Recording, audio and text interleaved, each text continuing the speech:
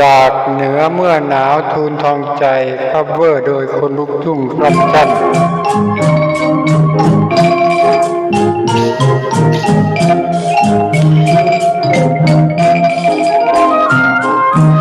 บางโหไม้งามขึ้นอยู่ริมลำธารน้ำก็ไหลผ่านตามแจ่งหินน้ำใสมองเห็นสายกรองอยู่ใต้ดินไหลเรื่อยรินฝูงปลาว่ายอยู่คลาคำห้วยแสนงามยามสายแหบมาเที่ยวเล่นลมพัดเย็นสาวเจ้ามาเล่นทานน้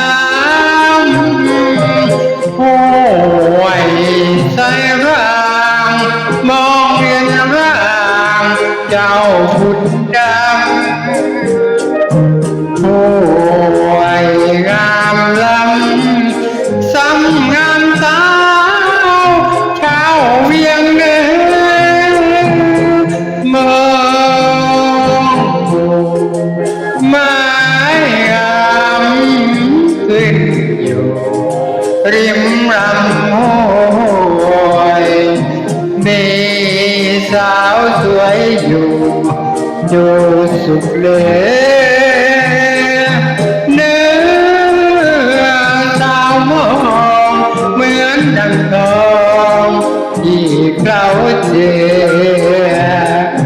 ช่างงามเหลือเห็นร่างไว้อยู่ใต้น้ำห้วยน้ำใสใจสาวของไม่มองมัวเด่นข้ามบัวโผไหวทาน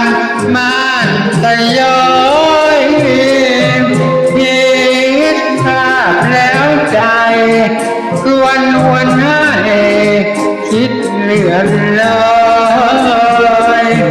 ที่บุญน้อยต้องจากเนื้อเมื่อหน้าหนาว